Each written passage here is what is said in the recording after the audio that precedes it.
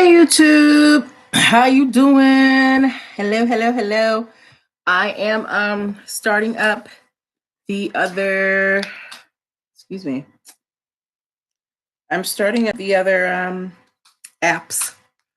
I had to give up on Lula TV because I don't know, for some reason it doesn't integrate well with my computer and it just causes me all kinds of problems. So I'm not doing it. Okay. Um Hope you're doing well. Today we got some fun stuff to talk about as I get my papers together. I hope you've been having a wonderful week. Yeah. Okay, let me see. I think I should bring this down a little bit. Okay. And turn like that. Hey, YouTube. Okay. My hair. We're going live. Go live. Put on some little chapstick. Wow. Okay. So I am firing up Instagram and Facebook right now. So give me a moment to get all that set up. Hey, Instagram, how are you? Good evening. Let me put my title in. So I gave up on Lulu TV, y'all, because it kept trying me. So I'm here with my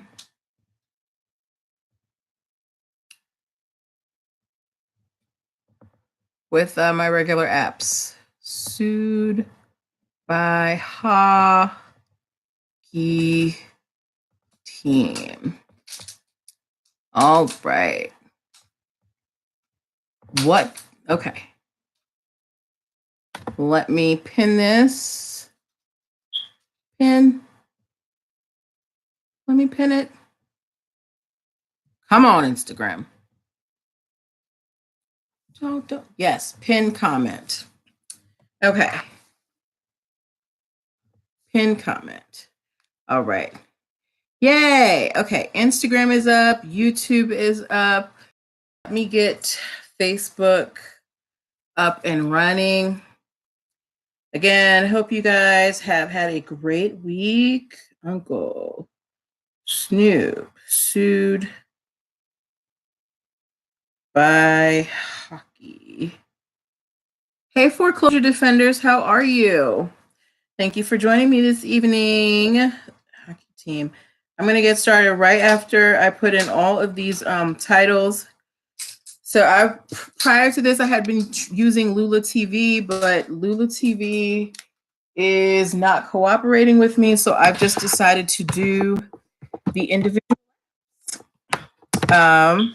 Okay, yay. So everybody is here. Yay. Happy Thursday. Happy February 7th.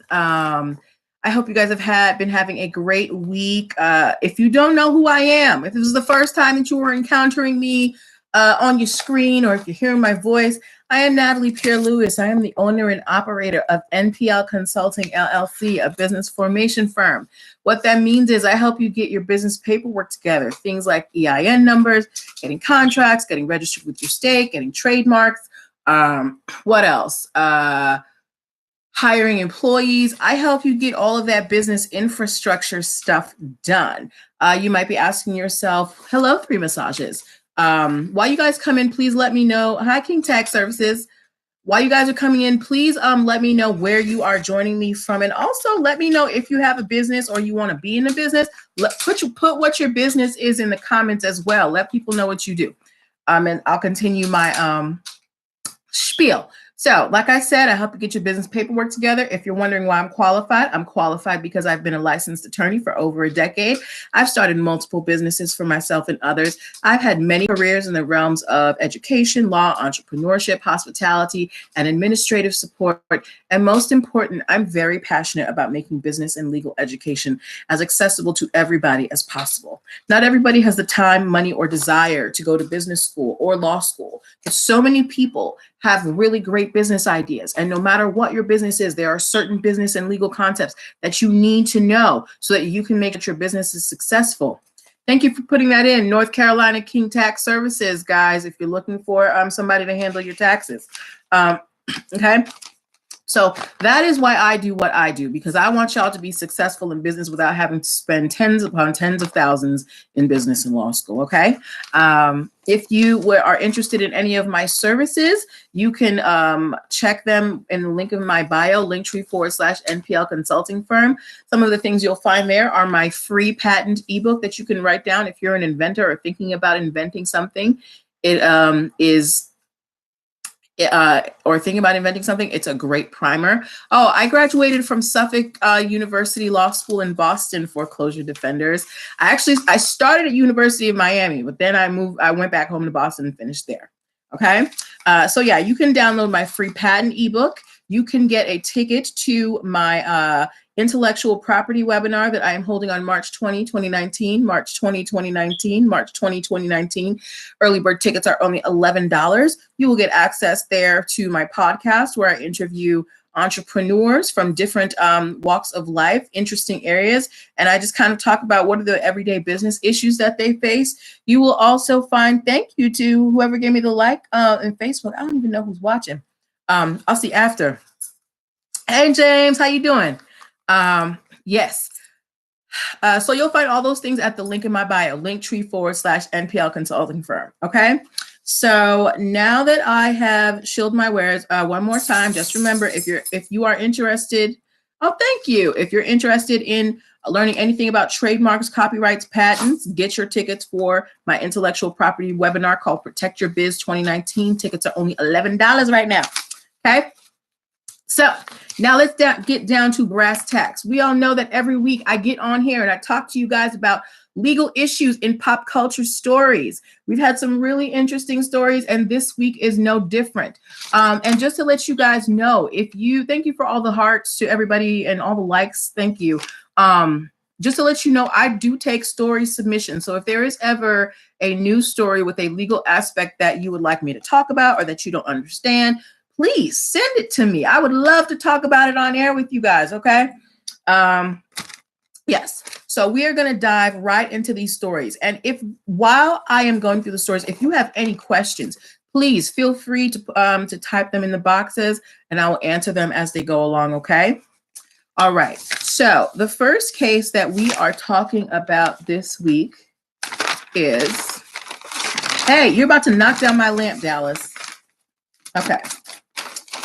How many of you guys have ever eaten Campbell's soup? If you have eaten Campbell's soup, I want you guys to give me a thumbs up. And can you see the heart? I do. Oh, thank you for the hearts. Thank you so much. All right. So if you haven't eaten Campbell's soup, you've at least seen the commercials, right?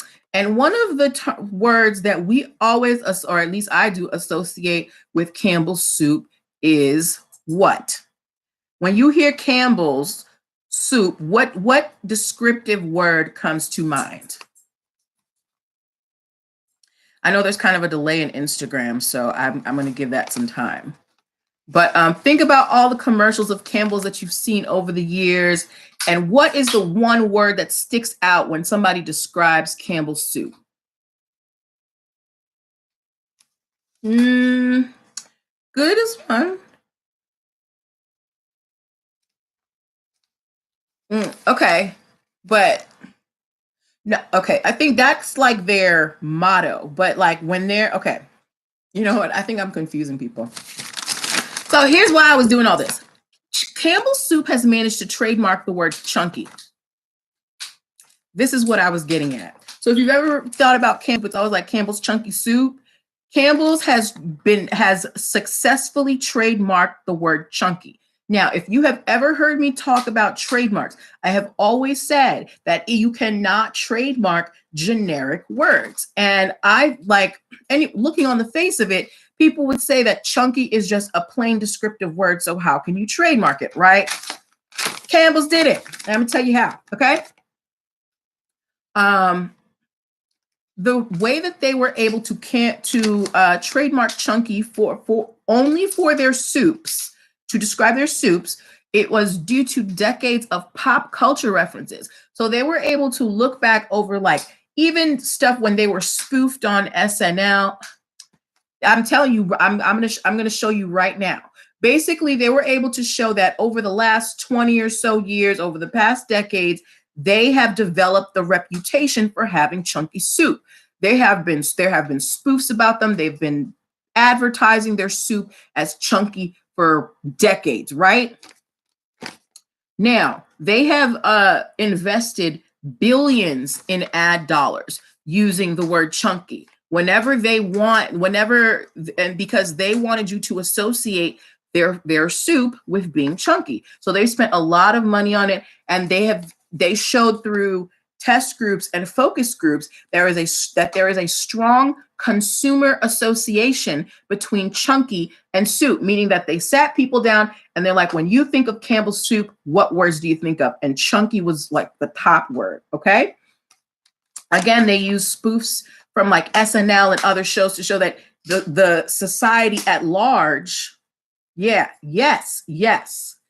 They have used basically their reputation over the last 20 years to show that society at large associates chunky with Campbell's soup. I don't think that's Progresso's shtick. I think Progresso is more that their products are natural. But yeah, so Campbell's has managed to trademark the word chunky to use in the description of the word of their soups, guys. I think this was a super interesting case. I was like, wow, they've got some really good lawyers, and their lawyers earned their money. So that is story number one. And remember, if you have any questions, I will answer them to the best of my abilities. Just put them in the comment box, okay?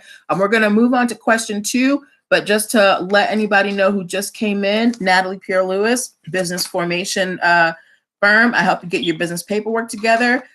Go to the link in my bio and grab tickets for my March 2019 intellectual property webinar for only $11. All right. Back to our regularly scheduled program. Ad is done. Next case we are talking about is it has to do with Caitlyn Jenner. How many of you guys know who Caitlyn Jenner is? If you know who Caitlyn Jenner is, please put a star in the comments.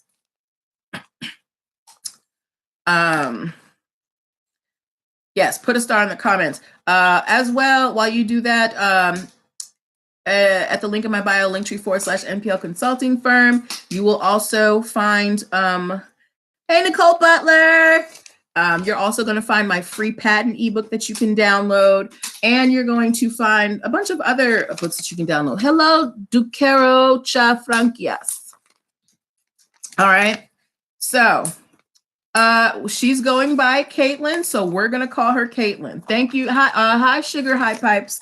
Okay. So Caitlyn Jenner tried to start a skincare line and trademark the name, but she has decided to drop it. But before we go into why she dropped it, she filed for 4 trademarks. She filed for Jenner Skincare, Skincare by Caitlyn Jenner, Caitlyn Jenner Skincare, and Caitlyn Skincare. Unfortunately, when she filed those applications, the USPTO office, they came back to her and said, so your kids already have applications and it's too close. So Caitlyn has decided to drop her skincare line because the kids already have the trademark in line. So if you guys remember, was it last week? A couple weeks ago, I talked about Rihanna suing her dad for using the family last name for his company. So this is yet another case of parents being thwarted by their children. Okay. Yes. So that was just a quick story, just to let you, just full disclosure, I'm not a big fan of the Kardashians. So when I get a chance to, thank you, Nicole. So when I get a chance to laugh at the Kardashians, I do it. Okay. Next case we are talking about is about one of an iconic artist. Has anybody ever heard of this guy named Bob Marley? If you've heard of Bob Marley, give me a high five. Just give me like one of them high fives. Mm, mm, mm.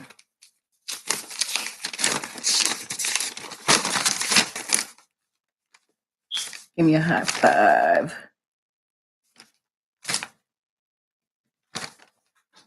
Yes. Okay. Yes. All right. So we got at least one person who's heard of Bob Marley.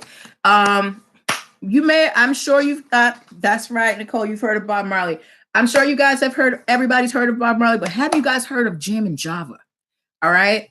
So there is a case right now between Hope Road Merchandising, which is a company that handles the licensing and merchandising for the Marley family.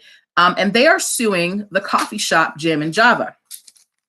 Now, Jammin' Java actually had a license to use Bob Marley's name and family merchandising for their stuff, right? So you might be asking yourself, okay, well, if they had permission, what is the problem? So the plaintiff in this case, meaning Hope Road Merchandising, the company that handles the Marley family's licensing, they say that Jammin' Java failed to pay royalties and fraudulently licensed trademark to unknowing third parties. So basically they're saying that Jammin' Java has been using the Marley name but not giving them their money, and then on top of that they have been loaning out the Marley name to other companies. And Hope Road Merchandising is like, hey girl, we want our money. So they are suing Jammin' Java for $2.83 million in damages for failure to pay royalties and for fraudulently licensing out the Marley name. You did your best, Nicole. Now, Jammin' Java is saying that they had altered their contract, which allowed them to, license it out. But unfortunately, Jammin' Java had failed to provide financial statements to Hope Road Merchandising. They were supposed to provide quarterly and annual statements about, what sales were like, and they never did it. So Hope Road wrote them and was like, yo, where's our money? Jammin' Java didn't pay any attention. So the contract for licensing was breached. Therefore, any modifications were void. So now Jammin' Java has to pay the Marley family their money. All right. So this is how trademarks are important, so that you can preserve your family legacy, so that you can get your money. So if people are out there trying to sell your stuff without your permission, you can say, hey, I didn't give you permission for that. We had an agreement about this. I have a trademark. I have a license. You don't have it. All right. That's why it's important. Now the Marley family is going to be $2.83 million richer. Okay. Next story. Hey, hold on. I got to get my chapstick before my dogs eat it. Next story we are talking about is Jack Swagger. I don't know how many of you guys watch WWE. I used to be a wrestling fan when I was little. My mom used to be like, why are you watching that violent stuff? But as I've grown older, I've gotten out of it. However, I do keep up with it because they have a lot of cool cases about trademarks. I don't know if you guys know this, but certain, at least early wrestlers, when they were in movies, if they used their wrestling name, a lot of times it was owned by, at the time it was called WWF, and they would have to pay WWF a piece of their check every time that name was used outside. So if you think about what's Macho Man Randy Savage, and he was doing these commercials for Slim Jims, he had to pay WWF probably a piece of that check because he was using, his stage name. So there is a current wrestler. His wrestling name is Jack Swagger. He is moving over into MMA. He's moving from WWE to MMA. Okay. Fortunately, right now, WWE does not have a trademark on his stage name of Jack Swagger. There is a trademark for Jack Swagger for wildlife. Yes, World Wildlife Federation snatched that WWF real fast. Now back to Jack Swagger. There is a trademark for Jack Swagger to do live performances, but there isn't one for him to do to perform in MMA fights. So Jack Swagger is now applying to get a trademark for his stage name that he used in wrestling to now use it in MMA. I just thought it was a cool story. I always find cool little trademark stories in the wrestling sections. Thank you guys for all the hearts. You guys are awesome. Ooh, now we're getting to the title of hey, sorry guys, hold on. Give me that. Sorry guys. Now we're getting to the title of this broadcast. Snoop Dogg is being sued by a hockey team, guys. Oh, thank you so much. I'm glad you enjoy my information. So, Uncle Snoop, Snoop Dogg, Snoop Lion, whatever you want to call him, he wants to trademark something called Leafs by Snoop for cannabis products, for cannabis and cannabis-related products. So Leafs, Leafs, right? Now, there is a hockey team called the Toronto Maple Leafs. They are claiming that Snoop Dogg is infringing on their trademark because of the way that Leafs is spelled. Maple Leafs spell their name. Now, if basic English grammar, leaves, the plural of a leaf is leaves, spelled Leaves. Okay? Maple Leafs, the hockey team, spell their name Leafs. Now, Snoop Dogg, hello, pink black girl, is trying to trademark Leafs, Leafs by Snoop. Hi, Dre Alexi. Okay, so what the Maple Leafs are saying is that because of the spelling, it's too close to their name and trademark is infringing on it. And they're also saying that the logo looks too similar. So we're going to keep the pulse on that and see what happens. Okay, I think that Snoop should pull out from this because it's two different sections. If you remember, when I talk about trademarks, you can only trademark within your industry. Maple Leafs, their name is trademarked for hockey. I don't think Snoop Dogg has anything to do with hockey. So a person going to look for Leafs by Snoop, in my opinion, isn't necessarily going to mix it up with a product provided by the Toronto Maple Leafs, the hockey team. Okay. Not to say that the two are mutually exclusive. I'm just saying it's unlikely. All right. Next. Oh, this next thing I'm talking about, it was just a cute little factoid that I find. So I've always told you that people are coming out with business ideas every day. We are in an age of entrepreneurship right now. And there was a quick article that was written, and it said that, and it's a United Kingdom British publication. However, they said that almost half of United Kingdom professionals in 2018 had to file some type of infringement lawsuit, meaning somebody tried to steal their idea. So this is why I really stress on you protecting your ideas earlier and earlier. It is a jungle out there. And if you don't protect your stuff, somebody's going to steal it. Okay. This is a great time to refresh. We got some new people in the room. If you don't know who I am, Natalie Pierre-Lewis, owner and operator of MPL Consulting LLC, a business formation firm. I help you get your business paperwork together. If you're interested in any of the stuff I do, like contracts or helping you get a trademark, helping you get your EIN number, click the link in my bio, get yourself a free 15-minute consultation, download some of my free ebooks, go listen to my podcast, give your girl some love. We'll come back to Campbell's. Okay. Next story that we're going to talk about is Marilyn Monroe's estate suing a lingerie company. Okay. Now, this is a little different because Marilyn Monroe, of course, the name is trademarked.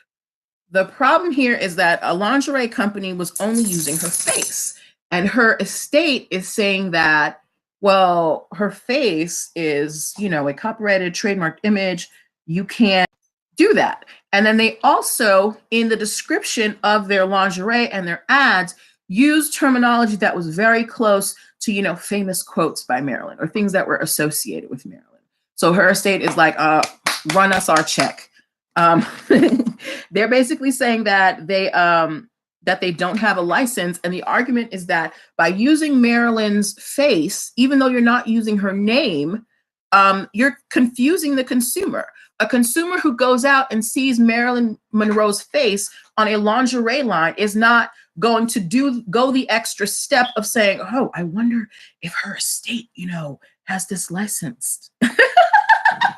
Thank you, Nicole.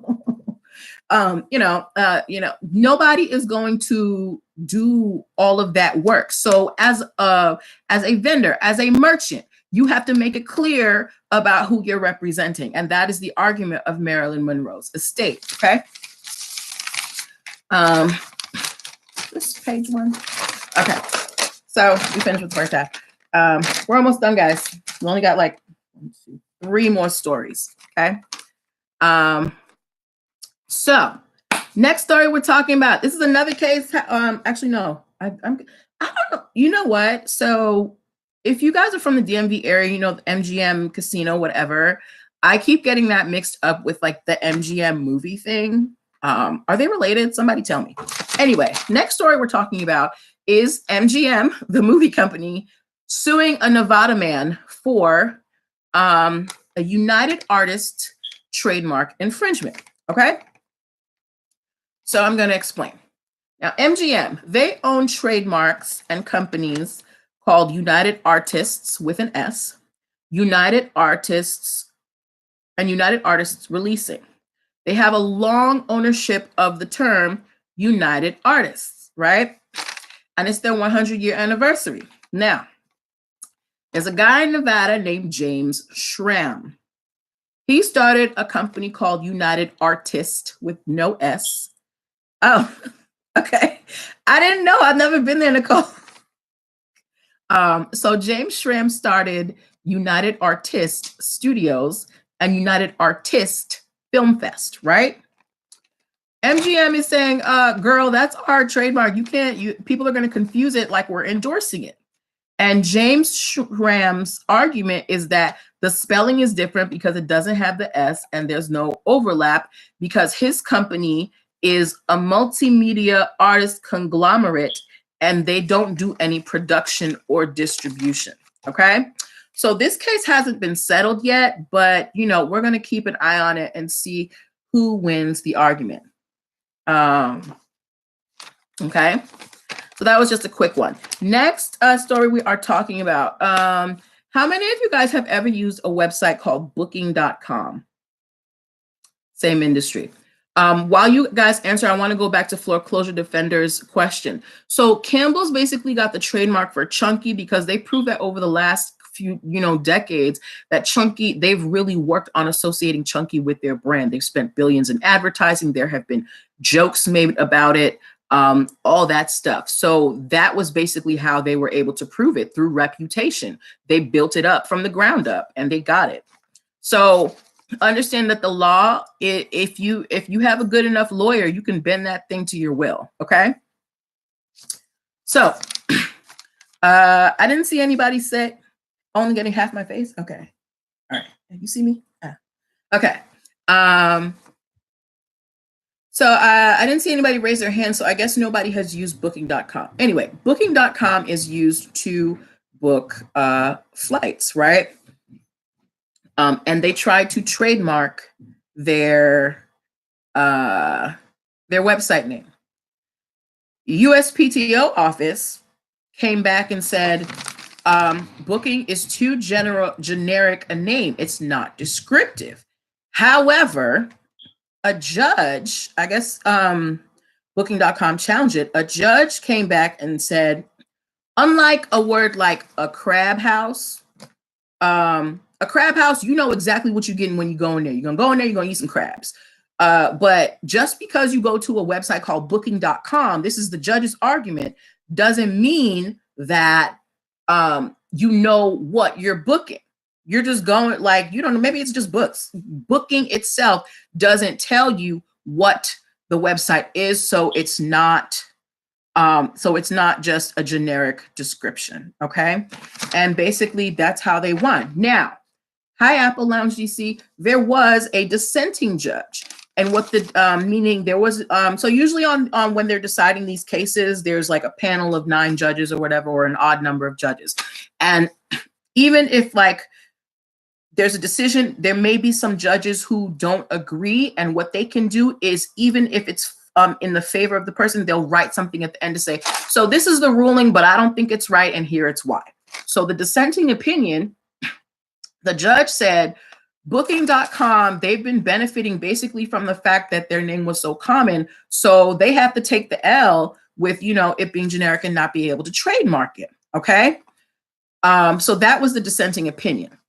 But understand that this doesn't prevent other companies from doing something like making a website like carbooking.com or hotelbooking.com, or I don't know, whatever booking.com. Okay. So they've only got the trademark on booking.com. Okay. So that was that one. Oh, last thing we're talking about, guys. I don't know if you saw Foreclosure Defenders. So could be on with Jiggy. Guys, I have a really good question before we get into the last story. Foreclosure Defenders asked, so could Beyonce get a patent for Bootylicious or Will Smith with Jiggy? Is it different because these words are made up? Now, I myself have not done the background search into the USPTO office. I might do that tomorrow. But I feel like Beyonce has a good enough team that they probably trademark Bootylicious. If they didn't, whatever. At this point, it's too generic a word. And Will Smith, if he trademarked, I don't know if he trademarked Jiggy, but he would have had to do it a long time ago, because as of now, those terms like Jiggy and Bootylicious, they are very, very common. And remember, if a word is too common, you can't trademark it. Remember my age-old example, Sheree Whitfield. Who gonna check me, boo? She waited too long to trademark and she can't do it anymore because it's too common. All right. So now we're going to get to our last story. If you saw any of my posts or my stories today, the USPTO office did a interview with the inventor of the Super Soaker. I don't know if you know, but he just recently got like some crazy $1 billion or $1 million payout because he finally got his money for inventing the Super Soaker. And they have a great interview. They have the audio and they have the written. But he was talking about in the interview about how, because he had his patent, he was able to keep, fake super soakers from coming into the country. He was able to get other companies to stop making, water guns, things like that. And he just really goes into how having a patent really helped him. And he said that the biggest thing is you have to persevere. You have to keep going because it's a long process. So I really encourage you guys to go to the USPTO office and read his article. It is very inspiring. Okay. Yes, I'm happy for him too. So yeah. Oh, last story. It really didn't have to do with much. It was like a story about using the NFL Shield, and I just wanted to bring it up because the Patriots won a Super Bowl, 6 rings. I didn't watch, but we won 6 rings. All right, thank you. Tom Brady's my quarterback. It's lonely at the top. I don't care about your hate. We won. But on a serious note, those were the stories that I have for you today. I really thank you guys for your engagement. I thank you for your participation. If you have any stories, if you have any questions, please DM me. Please DM me. I would love to hear your stories. Again, go check out the link in my bio, linktree/NPL consulting firm. Go download my free patent ebook, my trademark ebook. Go sign up for my intellectual property workshop, March 20, 2019. Tickets are only $11 right now. And listen to my podcast. Go check out all my stuff. I've got a lot of stuff, y'all. I'm a big nerd. Please go look at my nerdy stuff. that is where I'm going to leave you guys this week. I hope you have an amazing weekend and enjoy your evenings. Bye.